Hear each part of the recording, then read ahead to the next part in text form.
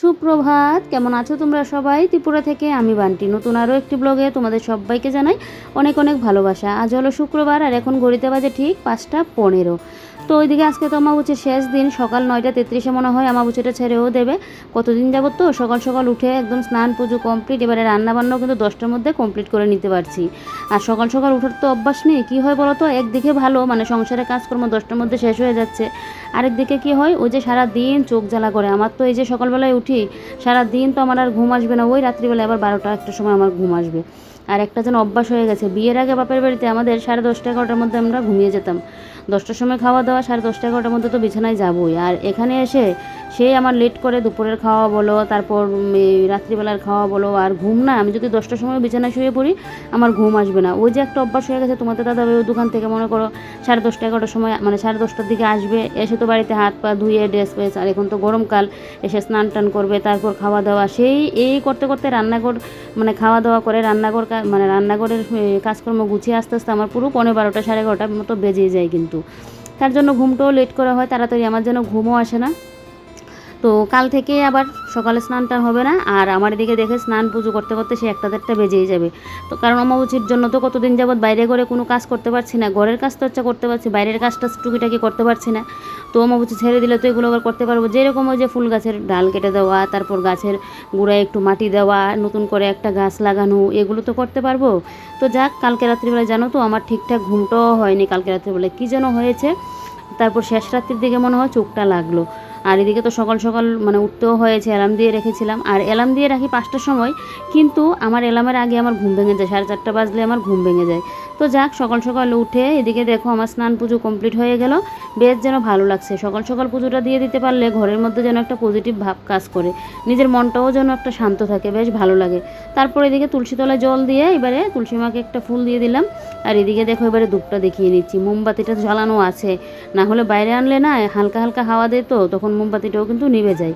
তো এদিকে দেখো পুজোটা দিয়ে এবারে এই যে ঘরে এসে এখন আমি চুলটা ভালো করে একটু জলটা ঝরিয়ে নিচ্ছি, কারণ এই যে 3 দিন যাবৎ চুল ভিজাচ্ছি সকাল সকাল, আর চুলটা ভিজালে কী হয় বলো তো, আমার চুল না সহজে শুকাতে চায় না। আর মাথায় দিয়েছিলাম কালকে তেল, ঘুম যাচ্ছিল না, তেল দিয়েছিলাম মাথায় প্রচণ্ড পরিমাণে।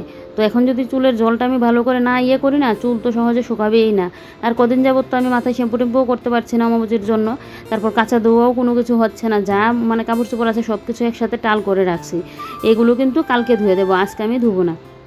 তো এদিকে এই যে তোমাদের দাদাভাই তো শুয়ে আছে, কিন্তু লাইট না জ্বালালে আমি এদিকে তো সিঁদুরটাও পড়তে পারছি না, অন্ধকারের মধ্যে কি আর করা যায় বলো। তো এদিকে সিঁদুরটা পরে তারপর লাইটটা অফ করে চলে আসলাম এই ঘরে এসে এদিকে দেখো 2টা বোতল নিয়ে নিলাম, কারণ জলগুলো ভর্তি করে রাখবো, আর এদিকে দেখবো ফিল্টারের মধ্যে জলটা দিতে লাগবে কিনা।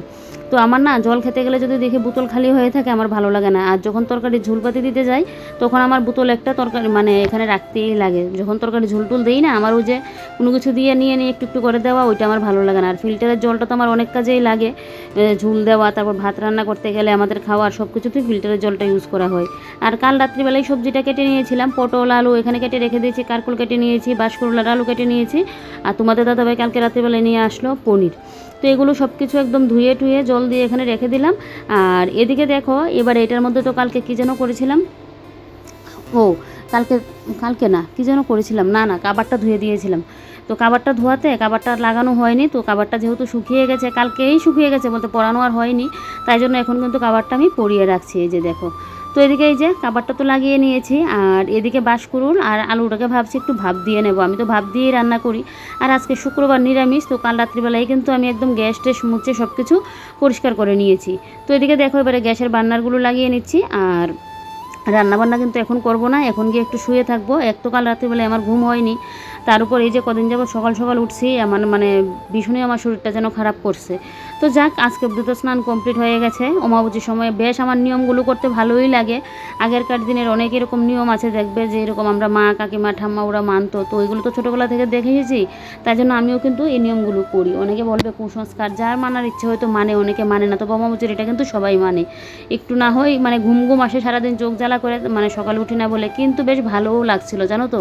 এই যে সকাল সকাল উঠে স্নান স্নান করা, পুজো দেওয়া বেশ যেন ভালো লাগছিল। দুর্গাপুজোর সময় বা কোনো পুজো পার্বণ বা সংক্রান্তি এগুলো থাকলে তো স্নানটা একটু লেট করে করলেও অসুবিধা হয় না, কিন্তু অমাবস্যার সময় দেখবে একদম 5টা-6টার মধ্যে কিন্তু স্নানটা কমপ্লিট করতেই লাগে। এদিকে দেখো তোমাদের দাদাভাইয়ের দোকানের বোতলগুলোও ধুয়ে দিয়েছি। এই বোতলটা মানে এই বোতলগুলো 2 দিন বাদে বাদে কিন্তু ধুয়ে দেই, মানে আজকে ধুয়ে দিলাম তো আবার দেখবে পরশু দিনকে আবার ধুয়ে দেবো।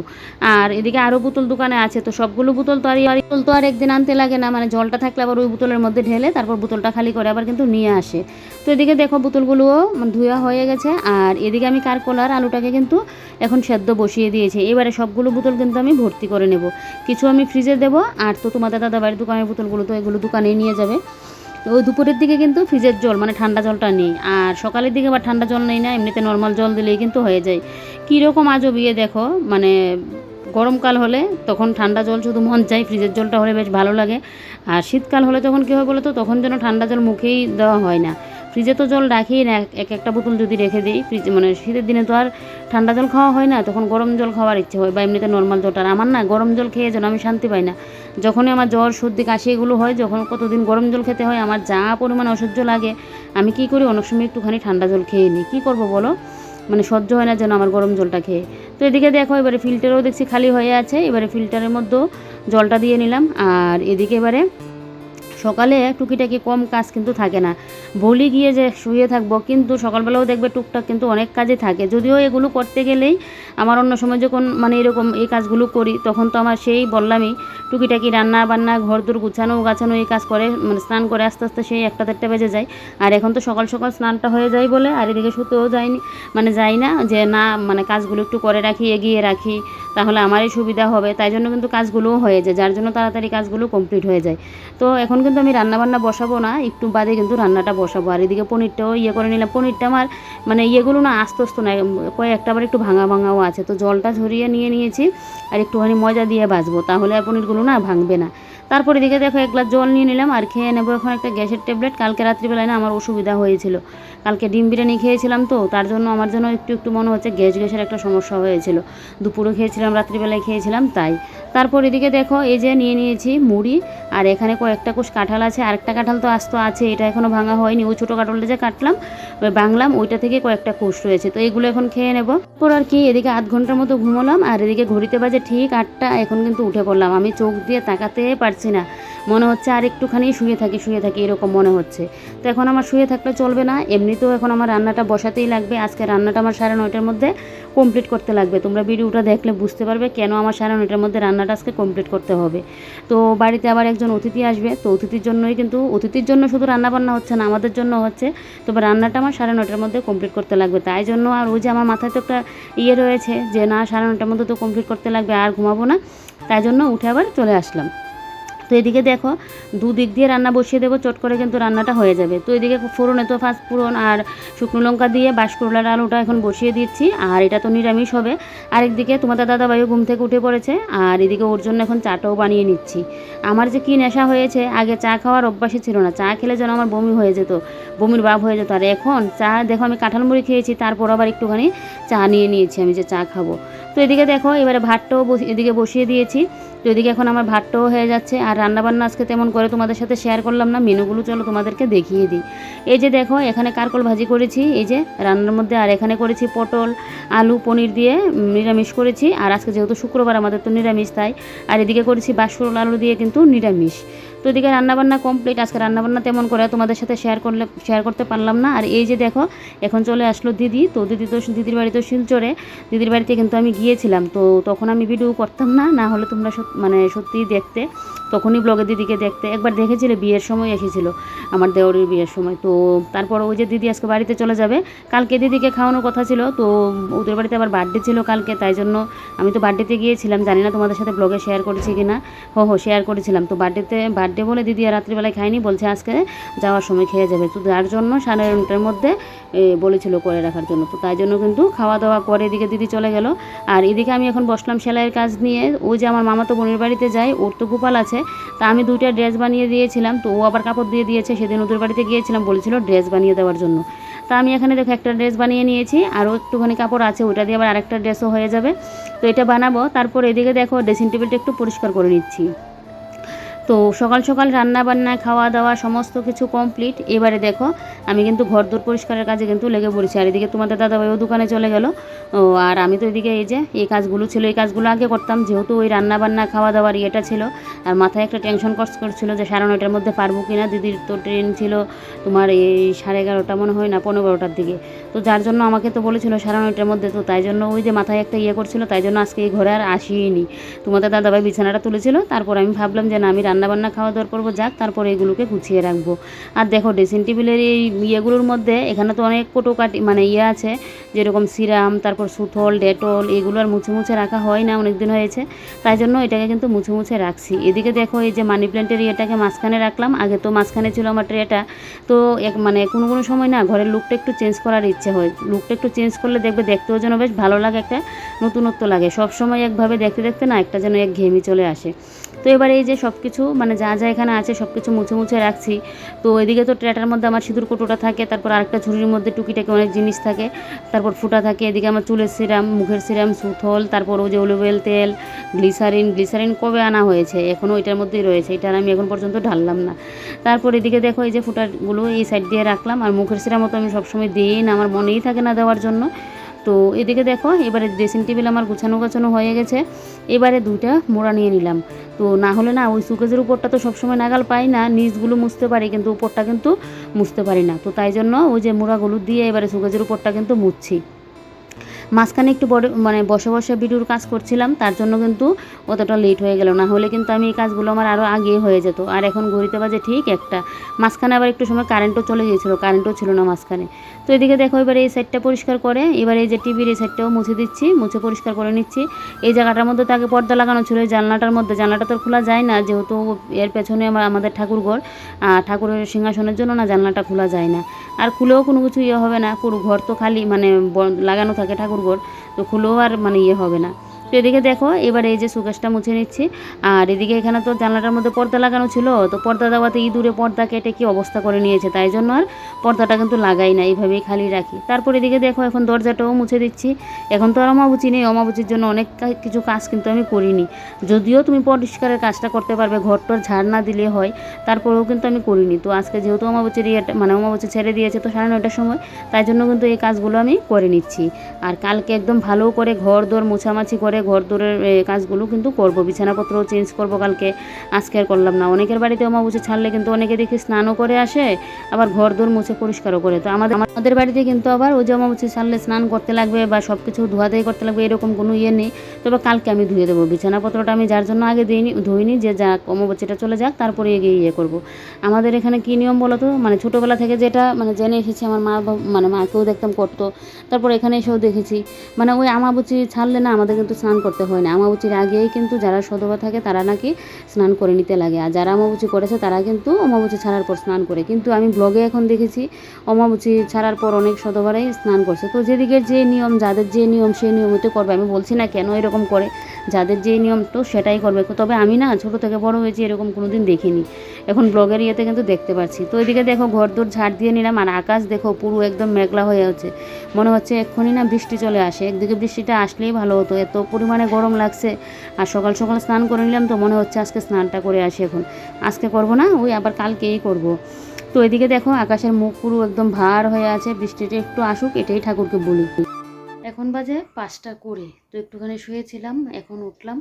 ঘুম হয়নি আমার, তো রাত্রিবেলা ছাড়া ঘুম আসে না। তারপরে একটুখানি শুয়ে রইলাম, তো চোখগুলো জ্বালাটা কমলো। ওই যে কতদিন যাবত সকাল সকাল উঠছি, তো কাল থেকে তো আর করতে লাগবে না, কারণ আমাবুচি মানে ইয়ে তো মানে সকালে ছেড়ে দিয়েছে আমাবুচির ইয়ে, তো আজকে পর্যন্তই তো করতে হয়েছে, কালকে থেকে আর করতে লাগবে না। তো এখন 5টা 20 বাজে। তো এখন বিছানাপত্র গুছাবো, এই যে বিছানাপত্র গুছাবো। অন্যদিন তো বিকেলের দিকে তোমার সেলাইয়ের কাজে যাই, তো আজকে আর যাইনি, আজকে সন্ধ্যার দিকে যাব। কারণ আজকে খাওয়া দাওয়া করে উঠলাম 4টা 10 মিনিট বাকি, তোমার দাদাভাইও আসলো, তো ও খেয়ে দিয়ে একটুখানি রেস্ট করে ও চলে গেল, আর আমি তো শুয়েছিলাম। তা আমার না আর ইচ্ছা হচ্ছে না, শরীর হাত পা কেন জানি ব্যথাও হচ্ছে। এটা কি এই 3-4 দিন যাবত সকাল সকাল স্নান করছি এটার জন্য না কি বুঝতে পারছি না। আমার ঘাড় হাত পা পুরো শরীরে যেন একটা ব্যথা ব্যথা, মানে জোরে যে ব্যথা এরকম না, মানে হালকা একটা ধরা ধরা যেন শরীরটার মধ্যে হয়ে আছে। এটা কি সকাল সকাল যে স্নান করছি তার জন্যই না কি বুঝতে পারছি না। তো তো দুপুরে খাওয়া দাওয়া কমপ্লিট করে বাসন কুসনও ধুইনি, ফেলে রেখে দিয়েছি, এসেই সাথে সাথে শুয়ে পড়েছি। তো এবারে বিছানাপত্র গুছিয়ে নেবো, ঘর দূর ঝাড় দেবো। 5টা কুড়ি তো বেজে গেল, আর এখন সন্ধ্যা হতে হতো 6টা 15 বেজে যায়। তো বিকেলের দিকে ক্লাসটা করে চলে আসলে না সন্ধ্যার দিকে রেস্ট করতে পারি অনেকটা সময়। আর সন্ধ্যা পুজো দিয়ে তড়িঘড়ি করে যেতে হয় না, কিন্তু ওই যে কোনো কোনো সময় শরীর তো আর আমাদের সঙ্গ দেয় না, তাই জন্য কোনো কিছু মানে কাজ মন চাইলেও যেন করার ইচ্ছে হয় না। তো আজকে তাই জন্য বিকেলে যেতে পারিনি, না হলে কিন্তু এই সময় মানে আরেকটুখানি পরে আছি, পরে বাড়িতে আসি, এই 6টা বাজতে 15 বা 10 মিনিট, 6টা বাজতে 10 মিনিট আগে বাড়িতে আসি। কিন্তু আজকে তো যেতেই পারিনি, ওই যে বললাম খাওয়ার পরেই শরীর হাত ব্যথা করছে, ভালো লাগছে না কোনো কিছু। তারপর কিছুটা সময় শুয়ে রইলাম, ঘুমটা হলে আরও ভালো ছিল, তবে চোখ জ্বালাটা কমেছে, ইচ্ছে করেই শুয়েছিলাম, মোবাইলটা চার্জে বসিয়ে শুয়েছিলাম। তো চলো এবার বিকেলের কাজকর্ম করি।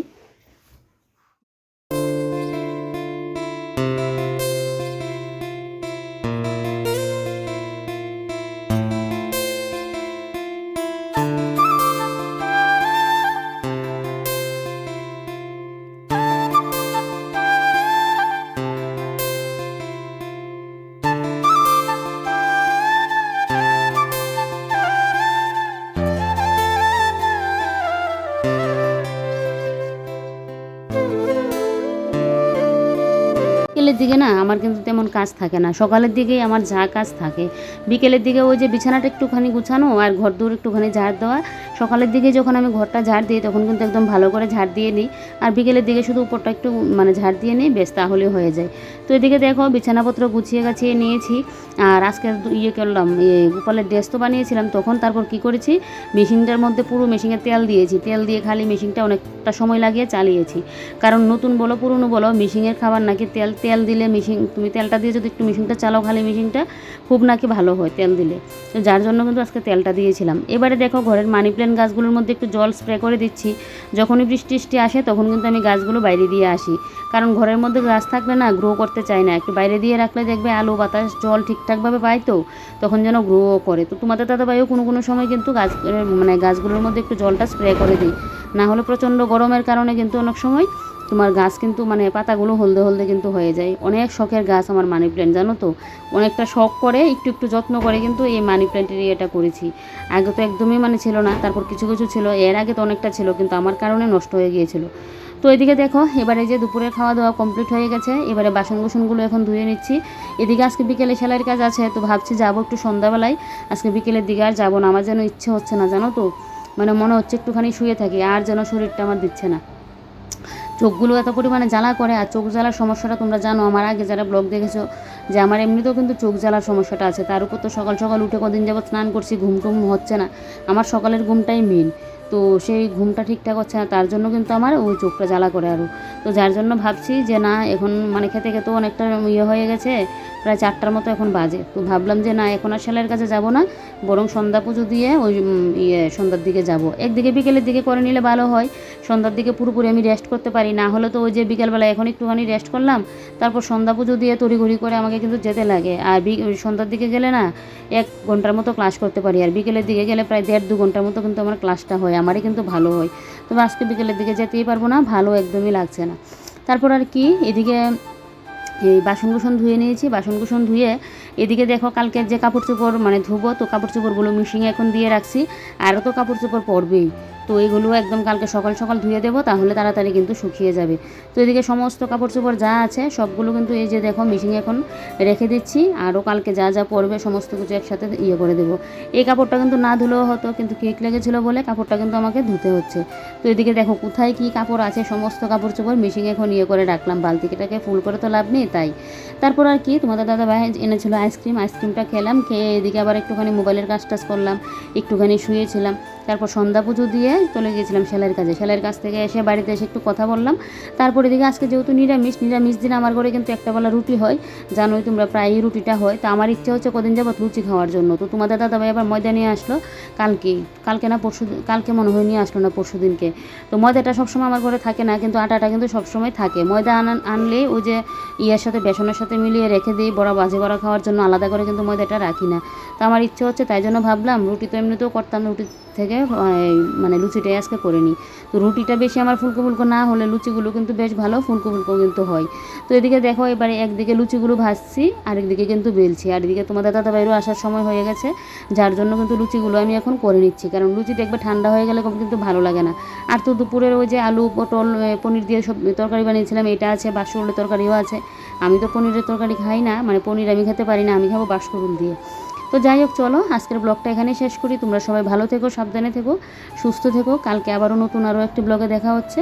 Bye bye, good night.